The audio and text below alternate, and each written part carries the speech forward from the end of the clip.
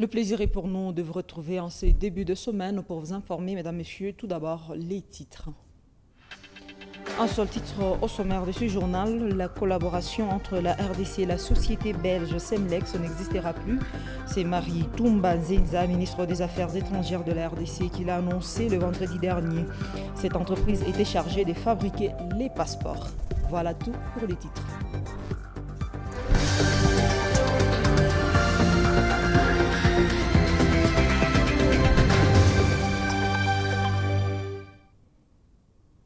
Merci de nous rejoindre sur Mikouba. Les cumuls de cas de coronavirus en République démocratique du Congo est de 1455, 61 décès, 270 personnes guéries, 85 nouveaux cas confirmés ont été recensés, dont 67 à Kinshasa, 17 au Congo central et 1 dans le Haut-Katanga.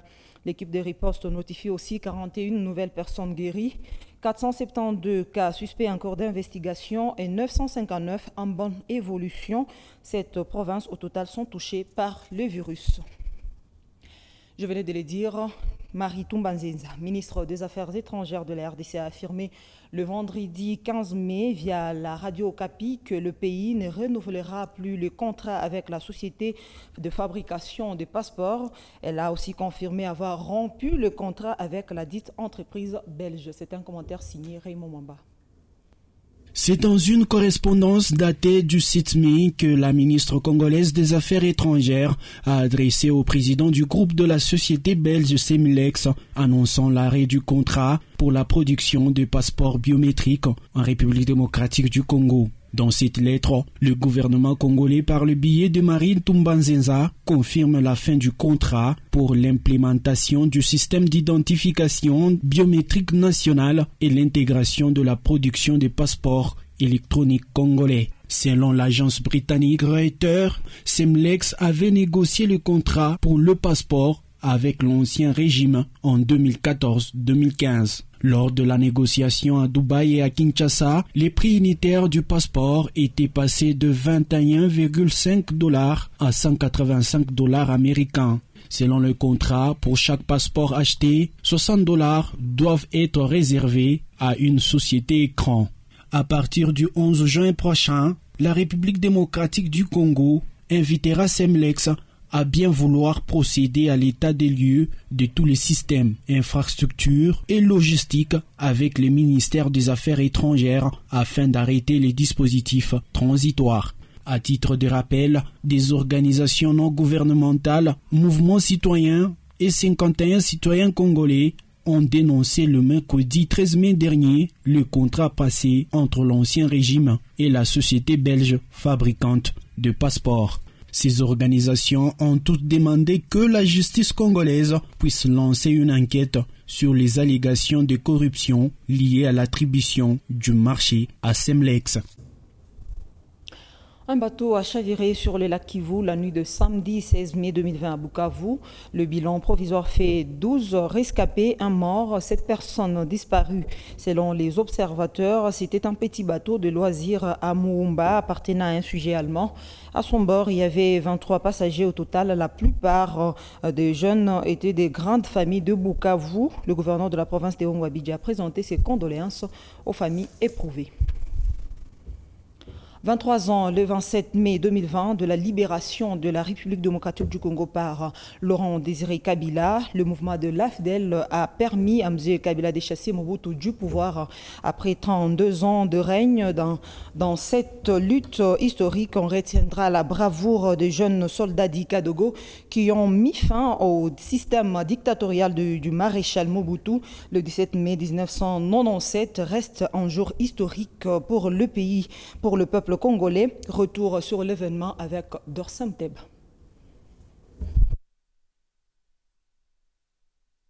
Selon le coordonnateur provincial du comité d'appui au travail social des rues, les choix portés sur ces enfants en situation de la rue se justifient par le fait que ceux derniers sont beaucoup exposés aux multiples maladies aussi longtemps que le Covid-19 ne peut les épargner. Raphaël Fiston Mukendi a à cette occasion remis quelques savons à ses enfants afin de se laver les mains régulièrement pour éviter le coronavirus. Notre travail, c'est de faire l'accompagnement psychosocial des enfants en situation de rue. Donc on est là pour sensibiliser un peu les enfants par rapport aux mesures de barrière contre la pandémie actuelle. Alors l'objectif, c'est de remettre les enfants sous les rails, de se protéger, faire une sensibilisation contre l'hygiène. On a constaté que ces derniers temps, les enfants en situation de rue sont vraiment délaissés. Ils ne respectent pas, presque pas, les mesures de barrière. Nous avons pensé à mener un peu de soutien, les savons, pour permettre aux enfants d'observer quand même. Acte très salutaire pour le bénéficiaire qui sollicite tout de même une maison de l'État auprès du gouvernement provincial pour les loger. Nous saluons beaucoup l'acte posé à notre faveur. Nous avons pris acte de toutes ces mesures préventives contre le Covid-19. Nous profitons de cette occasion pour solliciter du gouvernement provincial une maison pouvant nous aider à s'installer. On n'a pas d'abri.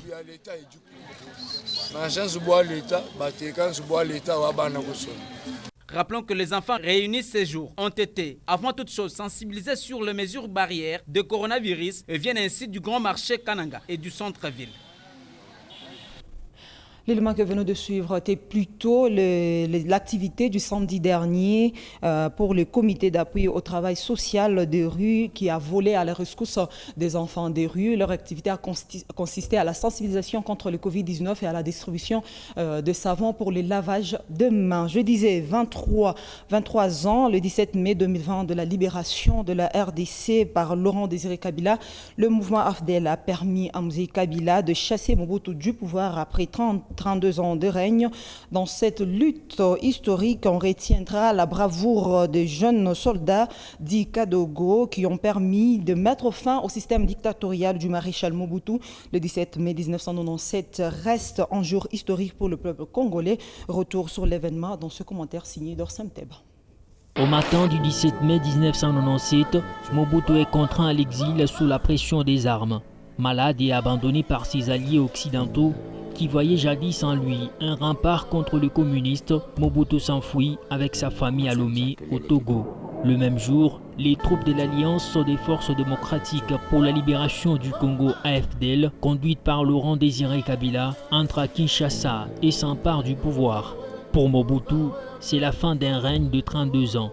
Le 17 mai 1997, les soldats de l'AFDEL entrent triomphalement dans la capitale du Zaïre, qui sera rapidement rebaptisée République démocratique du Congo. Le président de l'AFDEL, M. Laurent Désiré Kabila, assume à partir de ce jour les fonctions du chef de l'État de la République démocratique du Congo.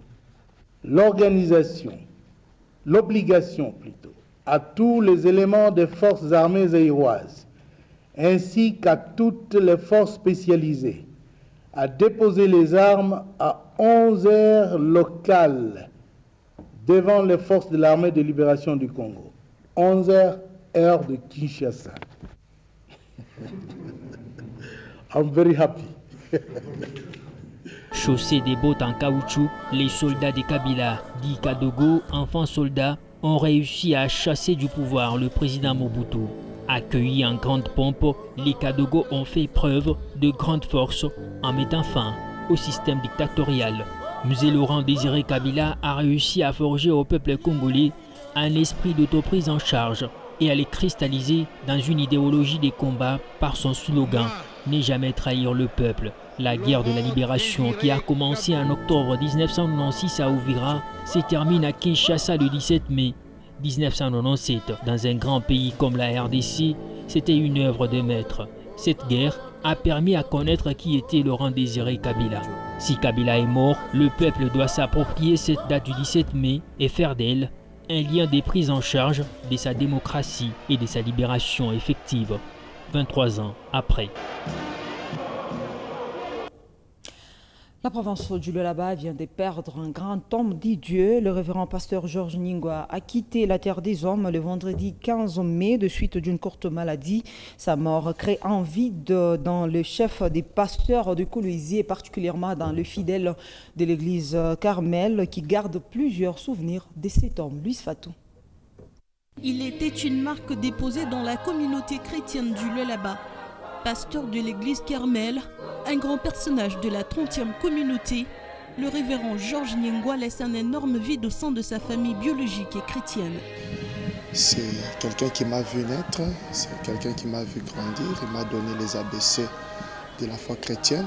Il est vraiment un monument, une marque particulière des hommes de Dieu à leur âge de croire au ministère des jeunes, d'en faire aussi la promotion de mes ouvrages. Il ne manquait pas à toutes mes publications, mes vernissages, il m'encourageait et me soutenait particulièrement. Il faisait aussi la promotion de mon ministère.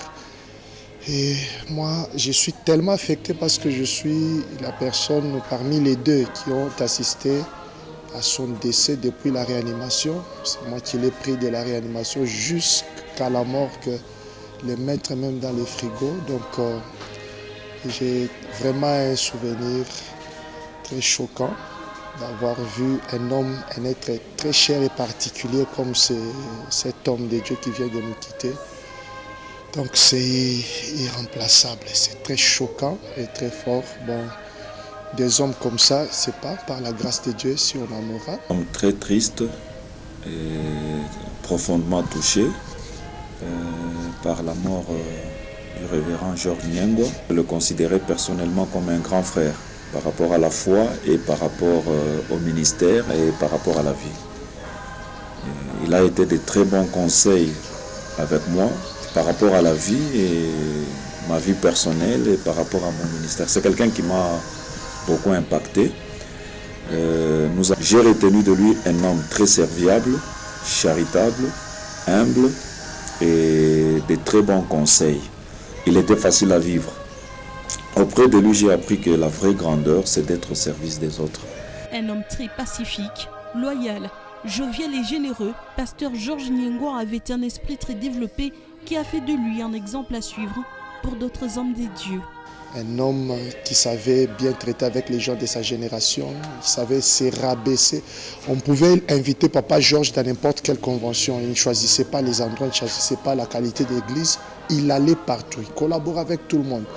Entendre que quelqu'un, Papa Georges avait un problème avec quelqu'un, c'est que c'est quelqu'un-là qui avait un problème avec Papa Georges. Trop copié de lui en matière de construction. Si vous entrez dans notre temple, vous trouverez que le temple a 3 niveaux. La cave, l'auditorium et le balcon. C'est une inspiration que j'avais tirée de lui. Donc c'est vraiment une perte énorme pour le corps de Christ et pour la province du Lualaba et la ville de Kolwezi. Donc Papa Georges, nous les plairons. Sa mort ne laisse pas que tristesse, mais elle rassure un parcours achevé d'un homme des dieux. Nous sommes rassurés parce que nous savons qu'il a vécu un bon chrétien et un bon serviteur de Dieu. C'était un vrai bâtisseur dans l'œuvre de Dieu et sur le plan social. Nous nous disons que nous sommes en train de prier, nous qui sommes restés en vie, pour que Dieu nous accorde la grâce. Quand notre tour viendra, nous puissions nous retrouver. Malgré sa mort, le pasteur Georges restera vivant pour les uns et les autres à travers ses prédications et ses conseils. Avant de finir le championnat allemand de football, la Bundesliga a gagné le week-end dernier son pari d'être le premier grand championnat à reprendre en temps de la pandémie de Covid-19. Même si les matchs ont eu lieu à huis clos, la Bundesliga a attiré les téléspectateurs privés des matchs depuis plus de 2 mois. Le Bayern de Munich s'est imposé 2-0 le dimanche devant l'Union de Berlin et reprend 4 points d'avance sur son dauphin, le Borussia Dortmund, vainqueur des Schalke 4 sur le score de 4-0 le samedi dernier. Ce journal est terminé. Merci à vous tous de l'avoir regardé. Surtout, restez en compagnie de nos programmes.